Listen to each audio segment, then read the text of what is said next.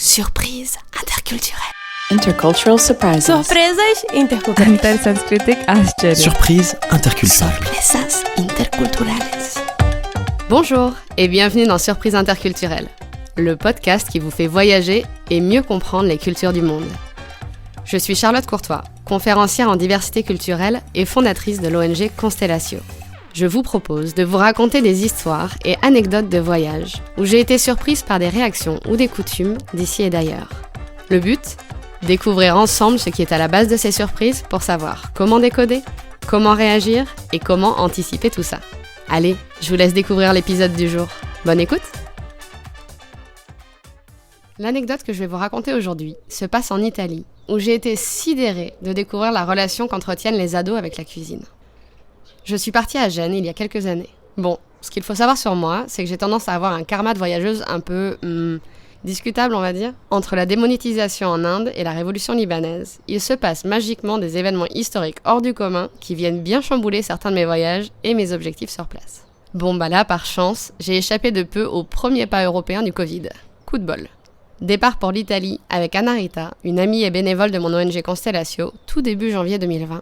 Retour tout début février, environ 3 semaines avant les premiers cas Covid dans le nord du pays. On partait toutes les deux pour 3 semaines sur place à mener le projet Ursino de Constellatio sur la cuisine traditionnelle ligure. Oui, parce que Gênes se trouve en Ligurie, au nord-ouest de l'Italie. Au programme, des ateliers avec des adolescents dans la petite ville de Recco pour qu'ils collectent des recettes dans leur famille et leur communauté. Puis, recherche historique pour découvrir l'origine des plats collectés et de leurs ingrédients. Et enfin, Simon, notre réalisateur chouchou, nous rejoignait pour que les jeunes partagent tout ça en vidéo.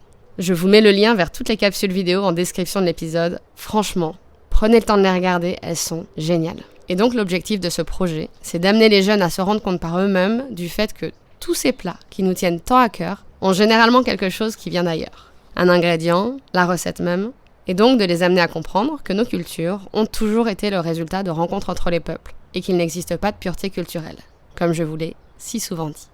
Alors on me demande souvent comment je faisais sur place, parce que je ne parle pas italien. Il faut dire qu'honnêtement, en parlant couramment français et espagnol, j'arrivais à comprendre pas mal de choses, et Simon pareil. Mais je remercie du fond du cœur Anna Rita, sans qui ça n'aurait pas été possible.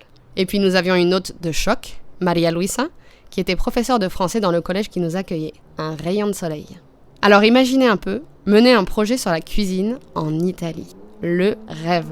Déjà, la première chose qu'il faut dire, c'est que la petite ville de Recco, où nous menions le projet, a une spécialité incroyable. La focaccia au fromage. Mais ce n'est pas la focaccia qu'on connaît, la sorte de pain. Là, c'est une pâte ultra fine sur laquelle on met du fromage, puis on couvre d'une autre pâte, sel, huile, et le tout est cuit au four à bois. Et c'est...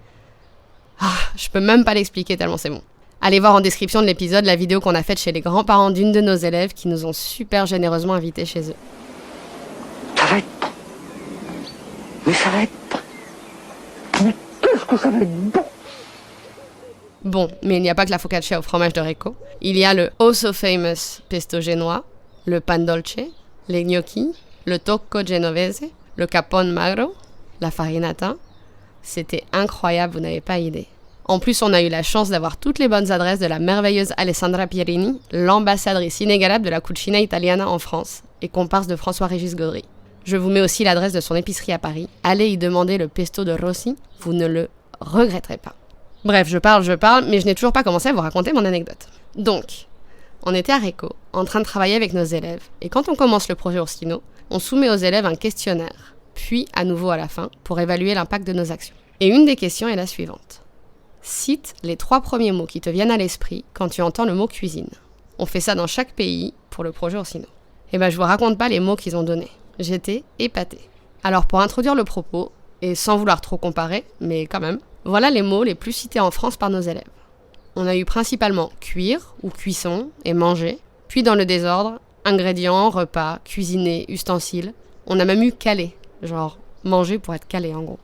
Bon, en Italie, on a eu une majorité de nourriture, certes, mais aussi avec le même niveau de récurrence, divertissement et bonheur, puis fantaisie, fête, et on a même eu émotion, joie, liberté et exutoire. Exutoire, s'il vous plaît. Alors je ne l'ai pas précisé, mais nos élèves avaient 13 ans quand même. Moi, ce que je lis là-dedans, c'est déjà que l'Italie est incontestablement un pays de cuisine et de gastronomie. Mais au final, nous aussi, non ? Mais je trouve aussi que ça montre que les enfants sont impliqués très tôt dans la cuisine. peut-être plus qu'en France. Alors moi, aussi loin que je me souvienne, ma maman a toujours pris le temps de cuisiner avec nous. J'ai des photos de nous en train de cuisiner quand ma mère était enceinte de mon petit frère. Coucou Antoine. Donc j'avais 4 ans et ma sœur 1 an et demi. Mais je me demande si aujourd'hui, dans la société française en général, on prend le temps d'impliquer les plus jeunes dans la cuisine. En tout cas, les Italiens parmi nous pourront dire si c'est le cas en Italie. Tout ça pour vous dire que je trouve ça vraiment intéressant d'observer une nouvelle culture sous l'angle culinaire. Manger, c'est un acte non seulement fondamental pour la survie, mais aussi fondamental pour le lien interpersonnel. Parler cuisine, c'est aussi une super idée pour amener quelqu'un à vous partager sa culture, et en plus, c'est un sujet plutôt pas trop clivant. Enfin, à part quand on se lance dans le débat pain au chocolat, chocolatine. Mais vraiment, sans rire, demandez aux gens quelle est leur Madeleine de Proust. Demandez-leur ce que la cuisine représente pour eux. Demandez-leur ce qu'ils mangent à Noël ou au mariage ou aux anniversaires. Demandez-leur si les enfants cuisinent avec leurs parents, si les hommes cuisinent ou que les femmes. C'est sans fin, vraiment. Moi, quand je monte dans un taxi à l'étranger ou dans un Uber, c'est souvent ma phrase pour déclencher la discussion. Après le classique « Est-ce que vous êtes d'ici ?», c'est « Si vous pouviez demander à votre mère ou à votre grand-mère de vous cuisiner un plat, ça serait quoi ?» En vrai, je crois que je découvre la moitié de la culture d'un pays avec ces chauffeurs de taxi. Mais ce qui est vraiment chouette avec cette question, c'est qu'on débloque tout d'un seul coup. La personne part dans ses émotions, ses souvenirs, et c'est comme si on se connaissait déjà. J'adore. Bref, je pourrais vous parler cuisine pendant des heures, mais c'est censé être un podcast court, alors je vais peut-être m'arrêter là. Pensez à regarder les liens que j'ai mis en description de l'épisode, ça va vous donner envie de découvrir la cuisine italienne, et ça vous donnera une idée concrète de ce qu'on fait avec Constellatio. Vous allez voir, c'est vraiment chouette. Je suis curieuse de vos propres expériences dans d'autres pays sur la relation à la nourriture. Vous avez remarqué des différences avec la France ? Venez nous partager tout ça sur Insta ou sur LinkedIn. Allez, je vous donne rendez-vous dans 2 semaines pour vous raconter une anecdote qui m'est arrivée au Mexique. À très vite. Merci d'avoir écouté cet épisode jusqu'au bout.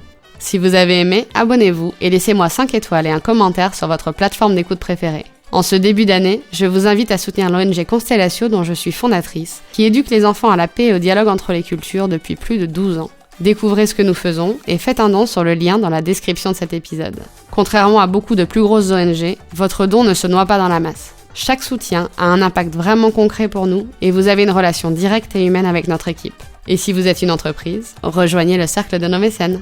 Je vous souhaite une belle année 2024, à dans 2 semaines pour un nouvel épisode de Surprise interculturelle.